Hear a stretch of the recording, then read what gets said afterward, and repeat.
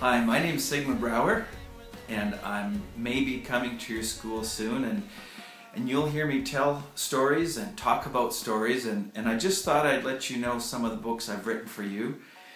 I have a series called Watch Out for Joel.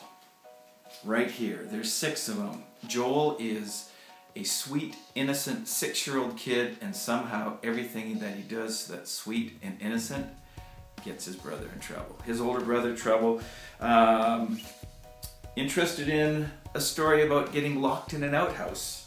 That's called Camp Craziness. How about an old man who ends up eating half a bug, half a caterpillar in church? Strunk soup.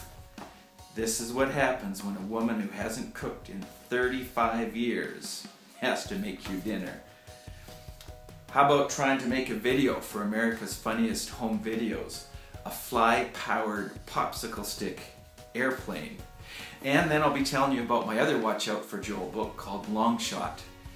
They build a giant slingshot, and you know that things go very wrong at that point. My other series for you, well, I have 2 more series for you. This one's called Justine Mckean, Queen of Green. There she is. Justine is smart, sassy. She talks a little too much, bosses a little too much, and she tells the truth, just not all at once. Her job is to save the planet, one person at a time. Now, in Justine Mckean, Queen of Green, you're going to learn all about cow gas. Yes, cow gas. That stuff. I'm not going to tell you much more here. I'll probably talk about it at your school. Or you can just read Justine Mckean, Queen of Green.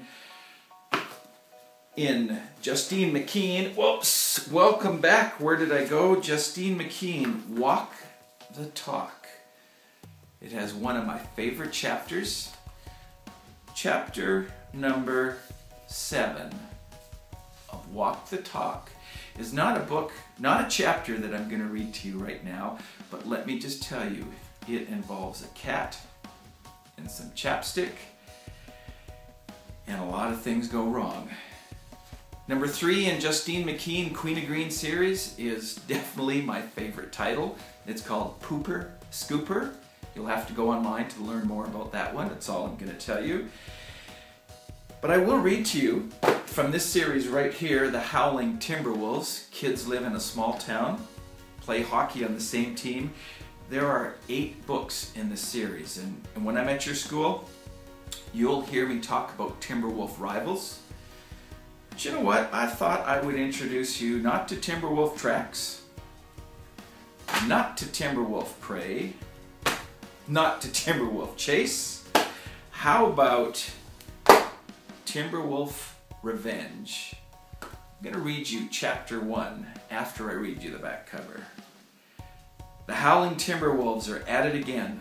At a big tournament in Calgary, teammate Tom Morgan plays a practical joke on Johnny Maverick. So Johnny has to pay him back, and it only gets worse from there.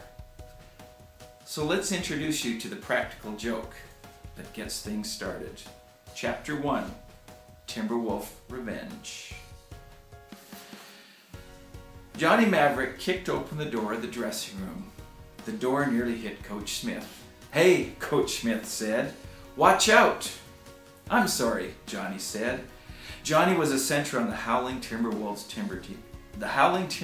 hockey team. "Coach, I am sorry, but you know what? I just lost 2 loonies." Everyone on the team looked up from putting on their equipment. Some were already tying skates. They were getting ready for a big game. "How could you lose 2 loonies?" Coach Smith said. "All you did was go into the bathroom on the other side of the door that nearly hit me." "I was pulling my coat off," Johnny answered. He shook his coat. It jingled. "See, Coach, I had a whole bunch of change, a whole bunch of loonies and toonies in my pocket, and 2 loonies fell out." "Pick them up," Coach Smith said. "I can't," Johnny said. The 2 loonies fell into the toilet. Everyone on the team laughed. The Timberwolves all lived in a small town called Howling. They were in town for a big hockey tournament. Coach Smith rolled his eyeballs up. Are the 2 loonies still in the toilet? He asked. Yes, Johnny said. Right on the bottom where I can see them. Well, reach in and get them, Coach Smith said. Johnny said, Coach, would you reach into a toilet for only $2? Coach Smith shook his head. No, I wouldn't. Me neither, Johnny said. That's why I'm mad. I can see the loonies at the bottom, but I just don't want to put my hand in the toilet. His friend Tom Morgan stood up. He was the other center on the Howling Wolves hockey team. It was Tom's first season with the Timberwolves.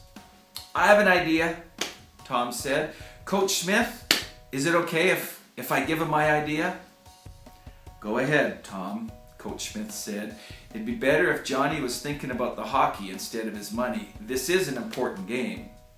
Tom looked at Johnny. Hey, give me your coat. How will that help? Johnny asked, but he handed his coat across to Tom. Tom walked across the dressing room in his skates. He pushed open the door to the bathroom. Everyone in the team watched as Tom reached into the pocket of Johnny's coat and took out all the change.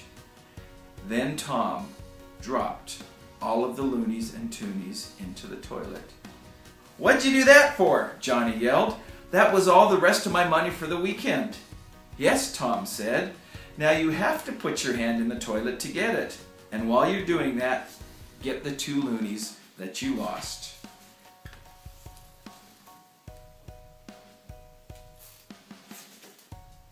Now, as you can imagine, Johnny's a little upset and he needs to get Tom back. That's the rest of the story, Timberwolf Revenge. I hope you get a chance to read it. I hope you enjoy it. And I really look forward to getting to your school if I have a chance to visit. Thanks.